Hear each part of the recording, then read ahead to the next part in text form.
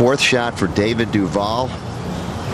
Billy? A little bit unlucky here. Actually, the ball just carried just beyond the flagstick and took one big hop into this short little bluegrass rough around the putting surfaces. This is a little ticklish shot here down the hill.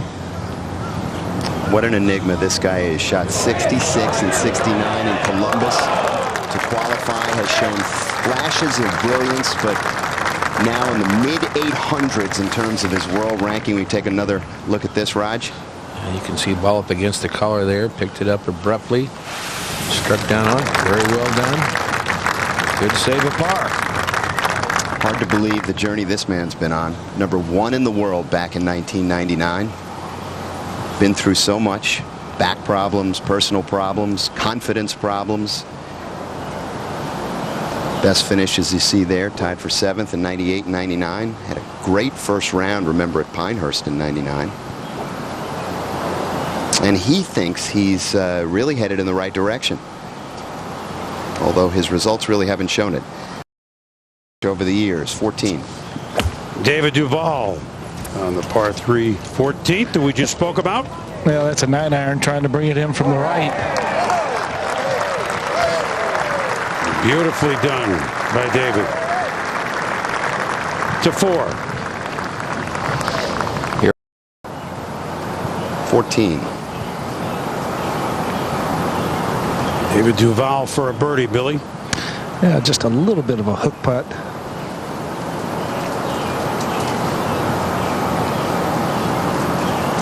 Just to get David back to +1. Maybe give him a little confidence as well. Okay.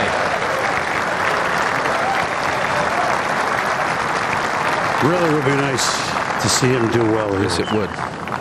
To 9, just earlier, Kevin Southern. David Duval. Billy's with him. After a perfect drive, just 165 yards. That's an 8-iron right at the flag if it's right. That's right. Wow. I tell you, Billy, David Duval was the best player in the world, as Jimmy Roberts was talking about earlier, but he wasn't nearly as happy as he is now. Life is good for him, and it'd be great to see the golf rebound. There you go, David. Well, Scotty, I was walking down to the right of the 15th fairway, and Puggy Blackman said that the turnaround really came at Memphis in the first round. The first 16 out of the 18 holes, David Duval hit it inside 20 feet. Wow. And shot 1 over par. Puggy was his coach at Georgia Tech. But at least he's starting to feel comfortable on the golf course, and I think a lot of guys are expecting David Duval to come back in a big way. So does he. Most importantly, he's put the work in. He believes he'll be 16. We're Boomer or David looking for his second birdie in 3 holes. And Scott, actually, he's going to wait because the grouping of Goosen, Mickelson, and Els is on the 15th tee, so they're waiting for Retief to hit. In the meantime, David can get a good look at this one. I always laugh at the idea of a makeable putt. In theory, they're all makeable, but in the U.S. Open, when they're in this sort of a territory, they become more critical to make because they're few and far between, aren't they? Yeah, this is a pretty good spot right here. I think. Going back up the hill, moving slightly from his left to right. It's a confident stroke, but didn't come back quite enough. However, back to 17, David Duval with a 4-iron. 1 over par thus far. Billy Croucher telling us earlier that Puggy Blackman, his coach at Georgia Tech, feels like his swing's great. Oh, that's fantastic. Yard short and he's in trouble. But that slides by. David Duval looking for his second birdie in 4 holes, which would move him back to even par. As the cliche goes, it's good in the U.S. Open, and this putt looks good all the way. David Duval back in this championship and just 2 off the lead. There you see his card. Gave a couple away early on. Presence on the leaderboard will spark some excitement. Let's go down to Billy for Duval at 18 seconds. Hit an iron off the tee, 167 yards left to the hole. USGA official walking with this group, Dr. Tom Loss, gave Duval relief from casual water. Fairway very soft, playing to this elevated green. Players can only see top 2/3 of the flagstick from down here. Billy, surprising we haven't seen more drops from casual water today, isn't it? It really is, Curtis, and when you look at this golf course, they have done a magnificent job getting it ready. Duval with a little 6-iron, but he's pulled this.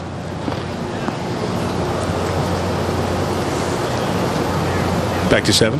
Let's go to the finishing hole. That's Duval's ball on the way. Carl is third. So David will have an opportunity to make par here. Again, many of the players you're seeing on this second 9. You don't have that many opportunities. You know, you go from thinking you're going to make in a regular tour event 15 or 20 birdies in a week if you play well. U.S. Open, you might win making 7 or 8.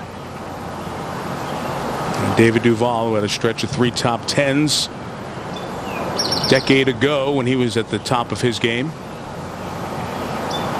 Performed well at the U.S. Open before, a couple of year absence. And a pretty solid first opening 9 for David. Par 70, 35 each side. And that's where David Duval finds himself in the fairway, looking at a green that stands some 60 feet above his feet now. Flagstick 11 on, 4 off the left. How's his swing, Curtis? You're obviously in love with O'Hara's. How's David Duval's? Because it's a little different. Well, David Duval's has always had a very solid, different golf swing. And when he went bad, as we watch the shot of David Toms go over the flag and come back. Go ahead, Curtis. Carl, when he went bad, I think that was some of the problem. He didn't have any basics to go back to.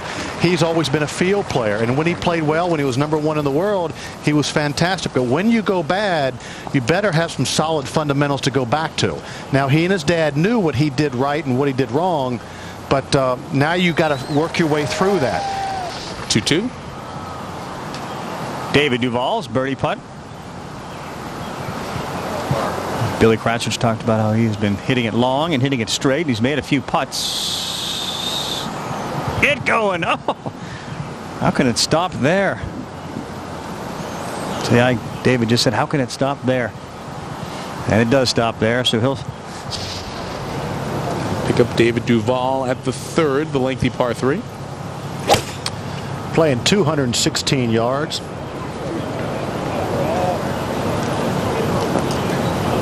Hardest hole location today, back left.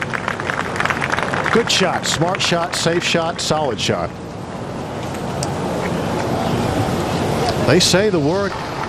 He'll stay at 1 under. Duval at the 3rd to get there.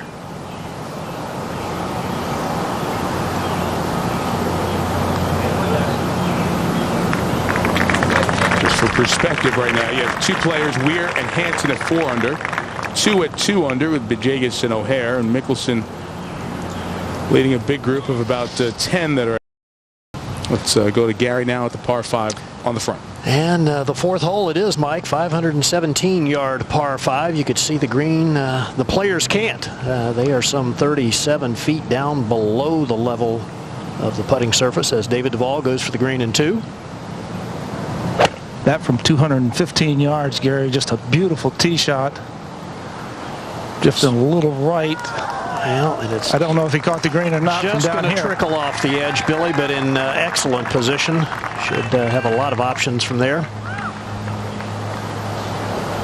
And there's a good look at the elevation change that the players face. That big bunker you see right in the middle of your screen, Tillinghast called that the glacier bunker. He was very big in his design philosophy of having what he called a great hazard. That one certainly qualifies. Hard, doesn't he? I guess so. Over at the 4th, Duval's 3rd. Going with the putter.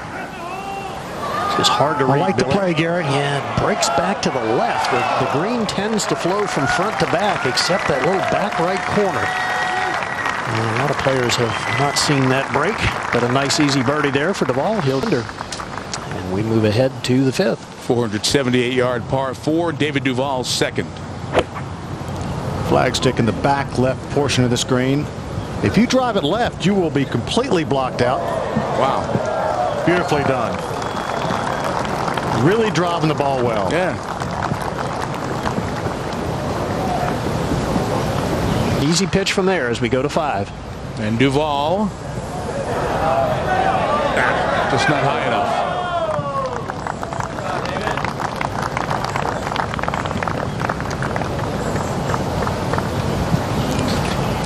One of the shots. Can he play the last 6 holes in 2 under and shoot 63? Some of the stories of the next couple of hours. Duval at the 6th. This is one of the best stories of the day. And where he drove it to there at number 6. 3-windle right off the corner of the bunker, down the hill. Spent a lot of time together with her pending surgery, and he's come out and gotten off to a very good start here. Duval hit the great shot at 6. Slide David Duval onto the first page of the leaderboard at 2 under par. You know something else about these New York fans? They know their sports and they know their... Back to 8. And here is another great story developing here. David Duval off the tee at the par 3 8th.